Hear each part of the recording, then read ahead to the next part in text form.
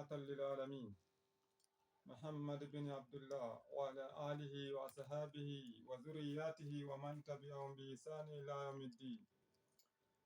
أما بعد، السلام عليكم يا bandiraɓe an heɗitoɓe inanoɓe daroɓe ha ɗum wattuɗum ɗum programme taskaran ɗum ɗon ɓe garata ha ɗo to suudu radio ndu dow hayre zinariya.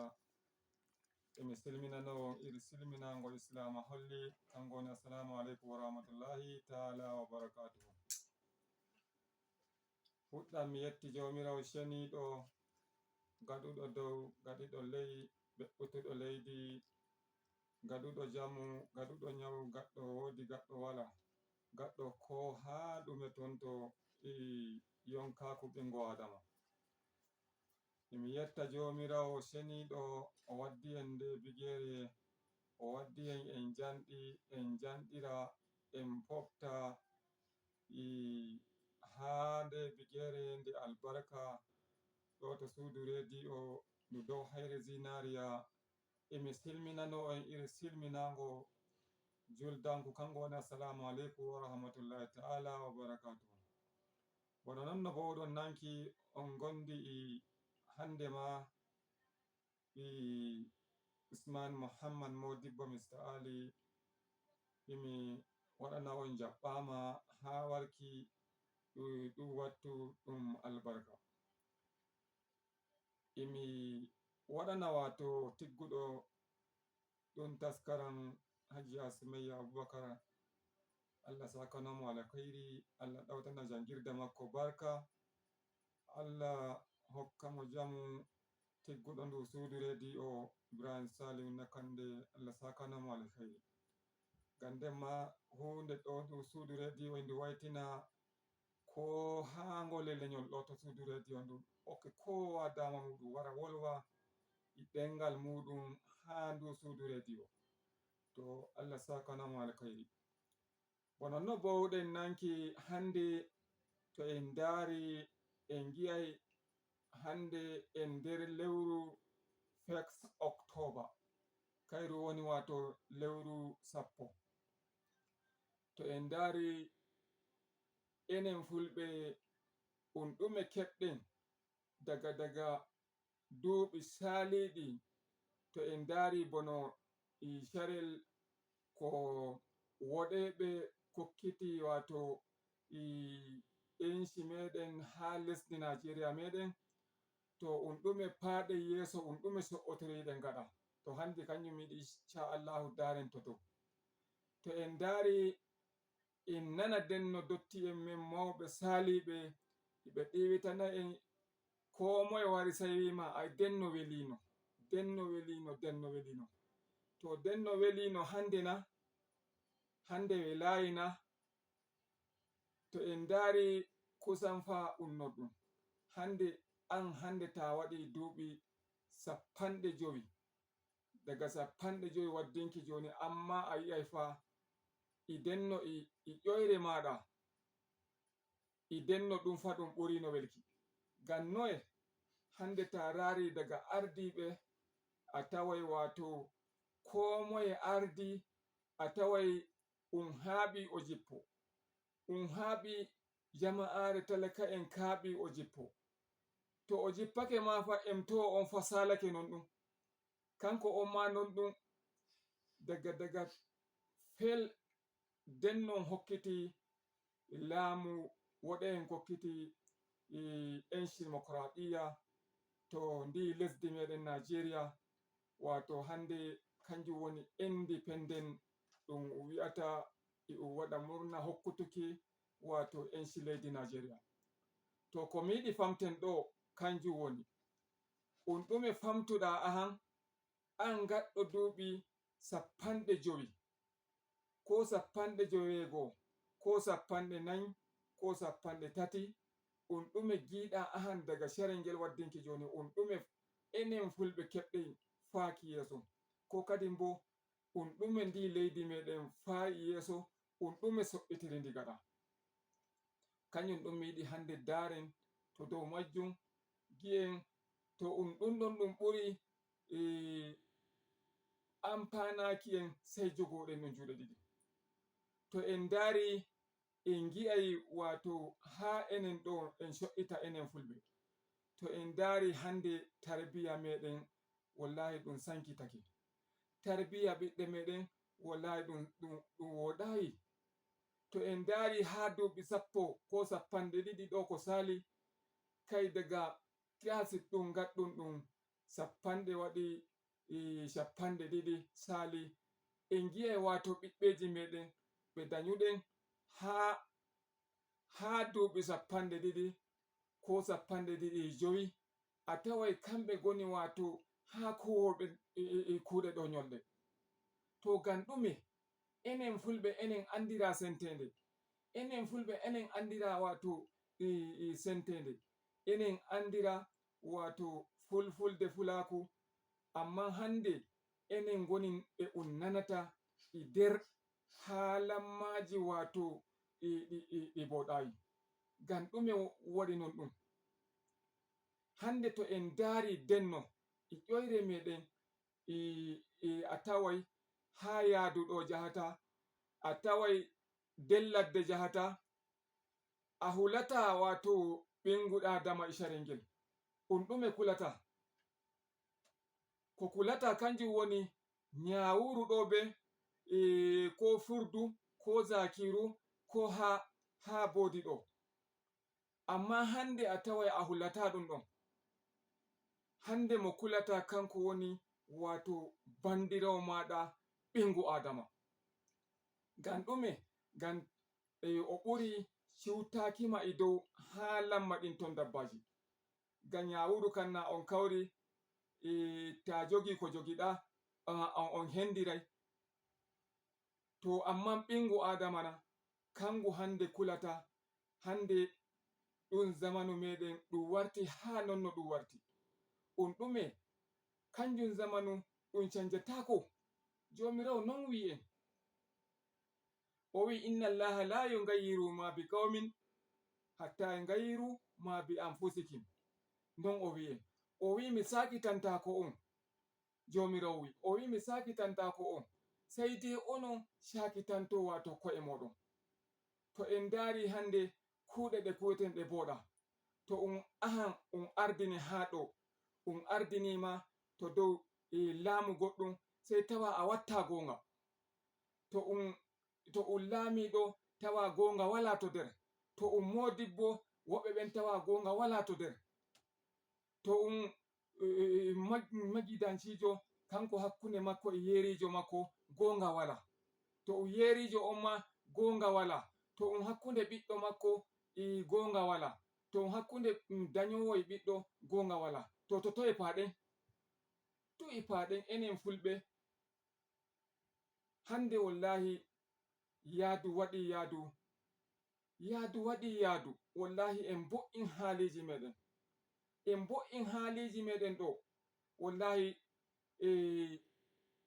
Jomirawo nyande darngal wallahi tayi o nangi tagu ko o yangiti tagu, wallahi hore makko yadake o rimaka o yangitittama sai to o liloyima lilaɗo.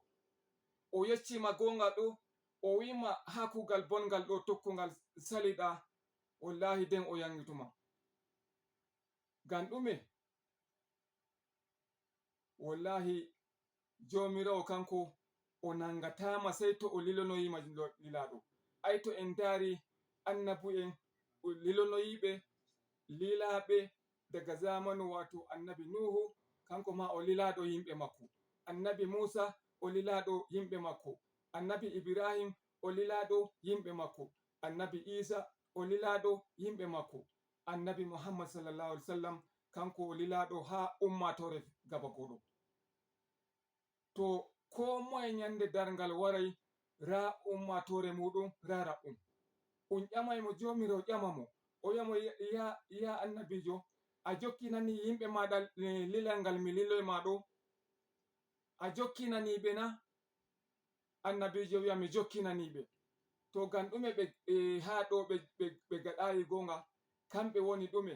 Kamɓe woni rufol ibban, kamɓe woni nyamuki amana, kamɓe woni zinuki, kamɓe woni yarki mbalu kamɓe woni wato rufuki ibbam. Hande rufol ibbam ɓingo adama wartayi goɗɗum, ɗum wartayi goɗɗum hande hakkunde meɗen. Hande yonki nyungel e ɓuri daraja e dow yonki ɓingo adama. To ngam ɗume waddi ɗon? En jofi lawol. Wallahi en gartu dow lawol. Bo'ina hali maɗa, min ma mi wo'ina, on ɗa e wo'ina, on ton ma wo'ina. Wallahi Allah sai tawa mo'inani en. Amma to en mbi en alai fama jomirawo mo'ini, to wallahi jomirawo bo mo'irre muɗum fa hite warata nde. Hite o warata nde. Nyande giɗa jomirawo wi mo'inai fa, to kam fa hite warata mo'ire nden ɗon. Ngam ɗume? Ngam ɗo ɗum o wi en nder Qur'anire makko seninde, o wi wattaqun nara allati waquduha an-nasu wal hijara. Ai non o wi en ai. O wi kule hite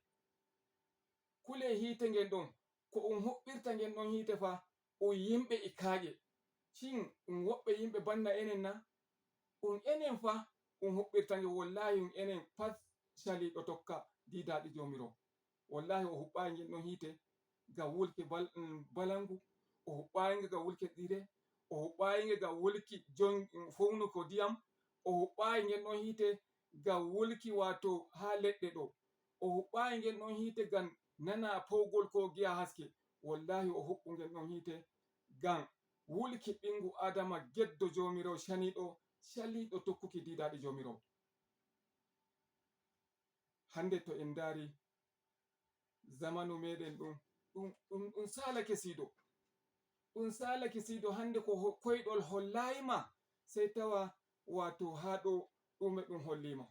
To saboda majjum mi nodda enen bandiraɓe fulɓe, wallahi en bo'in haliji meɗen, en co'oɗen dow lawol gonga. Wallahi Allah mo'inanai en.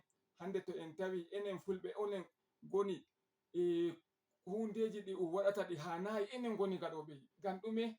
Enen andira sentede nden ma fa.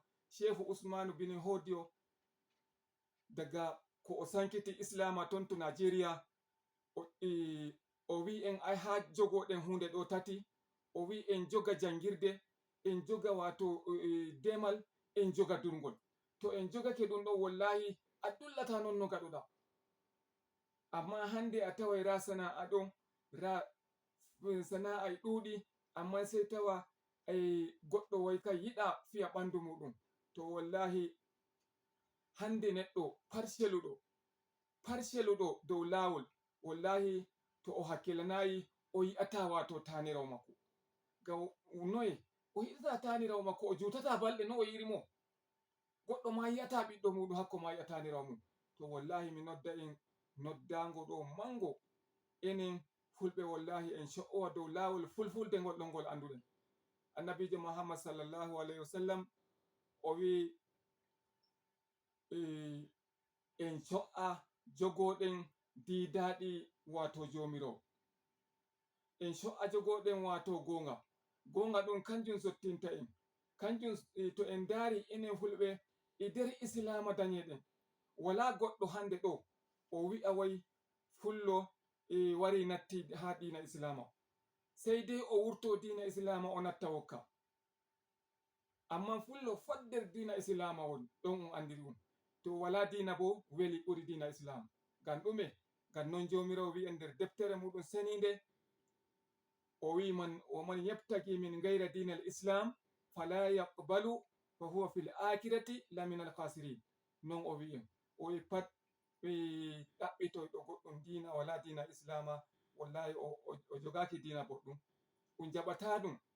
To saboda majjum dina Islama holli en enen fulɓe, wallahi sentende dina holli en rano jogortoɗen. To saboda majjum heɗitoɓe, mi hokkay on dama mon onon ma bolwon ha ɗo jode moɗon ɗo nde bigere goɗɗo mo dow lawol. Salamu alaikum, moy on dow lawol? Amin wa alaikum salam. Wali janni sori. Jam wala shaɗɗum. Mi wolida e moye? To noye Zallaki ɗum finiri Nuhu? to nayi kuɗe ɗen fini jambo alhamdulillah na kuɗe jaw wala shaɗɗum aya semen a nana ko fot taskaran ɗum min gatta hande ɗo ore mi nani bo to ɗume on doggudu wallinde maɗa min ko jinnigo ɗo hande woni gaskiya ya kamata kati biya enen en ɓeydi wonɗon foɗɗinɗo ɓerde meɗen ɗo addini Allah non ɗum alugo ɗatal addini ngal waɗi gabaɗe jiɗa hundeji tabarbarake hoy enen en acci Allah en soɓake o dow tabarbaruji meɗen handi jogo fere rayuwa men foka waɗata fe wallahi non ɗum saboda noon Allah en tawa mi nodda bandiraɓe men koɓe joni ɗum lokaci daga lokaci ɗum jaɓiɗuma ɗum ɗum occupien totoji jaɓiɗo hamɓe turawa e nasara en non feƴƴi juuɗe meɗen gabaɗe hundeji ɗin so kuñumɗe ɗe fata garoɗo fuɗɗi a jara jaɓɓuɗo garoɗo fuɗɗi a jara jaɓɓuɗo demma ba andi demma feno feno mo hokkiti fa o fullo fa abubakar tefa ɓalewa ko kono to andi o fullo bo andi bo fulfulde fa fullo nde yewata noon ko waɗi yawwa to ayi bo kanko har hande fawi yebomo fa kuuɗe boɗɗe fa ɗe o waɗi kono so sago min woni ina andi joni ko ko ɓe foɗɗina nam min ɗaɗi jogaade min waɗi on masayɗi hakkille ɓe jogata ko ɗum nonni Allah yiɗi fede jogaɗi nonne hoore muɗum muɗaɓɓaɗu o non woni jogo haysaji men ɗi waɗanta ko e ngal ha ɗum waɗatako kono har neɗɗo koɓe ñamme ɗi neɗɗo o acci gafal Allah yitti gon Allah tan non daga ñammuno ko natti goɗɗi noon o yiɗi hamin hoore muɗum ma franka hoore muɗum hakke watta hoore muɗum hakko ɗum ñaamu ɗigatanto hedde yaron nam min getti o tago noon tago sogo jami on ka noon Allah wallitinno on Allah Amin. law moɗo jam Allah ɓeydanma on fahimta amin Allah assalamu aleykum moy woni so majam jewri non kuɗe jam wala shaɗɗum yo inda suleman aliyu daga ɗo minta o noy souleymane noy minta ɗum finiri ɗon yo alhamdulillah yo usefa yo mi yehi ko salam mon no hande Allah lamɗo sakora kayri amin amin noy daggudu wallinde maɗa ammata dow dukkude allide malam to ndari Nigeria daga heɗi wonde sanni ja hande NDP sappanɗe jeegoo ɗum kenan non Nigeria goɓeɗen fulɓe en mbiyata en keɓaɗa e cigaba ɗum keɓi ciga amma mafi akasari to en ndari e woodi abubuwaji dama fulɓe en keɓa cigaba ɗum non ɗum amma a yiya kama misali ba ardiɓe daga hettienci hoore zuwa Non. joni nam a waddi kan jaɓiɗo mulki mallaka ga bakar tabawa ɓalewa Non. ayi mo hulwa no fullo tabbas to en ndari irin prime minister mo arewacin Nigeria Ahmadu Bello ko ko mo hulwa to en ndari ardiɓe Nigeria dama e fulɓe men tugal falma ɓuri to kamɓe ma kusan ɓuri ma ardaki leydi sosai ma to amma to en ndari irin jengani fulɓe fuskata laajiɗi fuskata kusan joni ɗi gala non goɗɗi gala kam gaskiya awo ma kusan ɗi woni ɗiɗi ɗi mahiɗi abubuwaji daban daban nam wannan kadi to en ndari ko yarɗiti ɓangare jengirde non woda professeur Jibril Aminu waɗi iya kokari mo lokkati ko wonde ministaji ilimi nam waddi ko shafino majji leydi Nigeria gabaki ɗaya nam amma to en ndari kusan no mbaɗi jinin joni ɗum wala nder leydi ɗoyi non ma ɗum wala cigaba sosai ayya harga to goɗɗo turake mo assalamu aleykum goɗɗo turake mo hello salamu aleykum amin waleykum salam abubuwa jama'a waɗi jam ma jam moye mi wondi al'asan daga ɗon filin sukuwa ne alasan noyi filin sikwa ɗum finiri ɗo jam jam to a nani taskaran ɗum min gatta ɗo ha ɗo mi nani tafsaran no mi watta daga sharel ko un jaɓani en enci leydi meɗen ndi Nigeria ha ɗum ɗume wodi faaki yeeso ɗum ɗume so'iri ɗum so'itiri ɗum keɓɗen ay ko toɗɗitoyi gana ɗum ma ɓuri ɗuɗuki en nam yo daga laari ɗi leydi kanji tati ɗiɗi limuɗa jurgol demal jangirde ɗe mawɗe non ɗi to en tokkinde en gi'ay en geɗɗillata no garuɗen sosai ma ari jangirde nden hannde ɗi wari no hudininde durgol ngol ma woni hannde on ndeji demal hannde ɗan dola dow magol durol ngol ma ɓe jofangol seɗɗa seɗɗa amma imi jogingol amma kadi laabi goɗɗi kam ma fa cukki cukkini ha dow jangirde nden hannde ɓuri warki duniya tan jogake no jangirde nde daga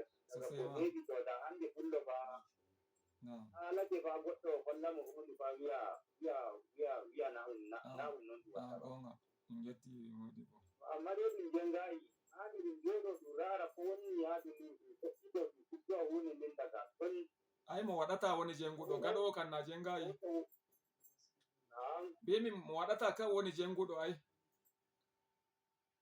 bi mo haka kam sahata ba kan woni wallahi non ɗum amma saho jengayi ai hanndi ni kam yawwa getti wattu wallahi ɗum ko ɗum woni nen ka yaari yaade kawai joni eɗen waɗa ka torago jomirawo leydi kuma waɗa kokari woɗɗina kuuɗe mum ngam jomirawo tata taggi en waɗanni en hakkiilo ba to hanno heɓi kuugal mum non ɗum kam sabu waɗayi gonga ma na jomirawo jama tawai mo kan tabbas Allah min yetti Allah walla idan no jangini amin ni Allah yetti walla ummoɗo jam min yetti goɗɗum yawwa mi yetti aussi assalamu aleykum assalamu aleykum amin aleykum salam wa rahmatullah moye mi wondi wattu ɗum doggudu seɗɗan hori awde Mouhammad Rabiu Moussa daga Bata daga toye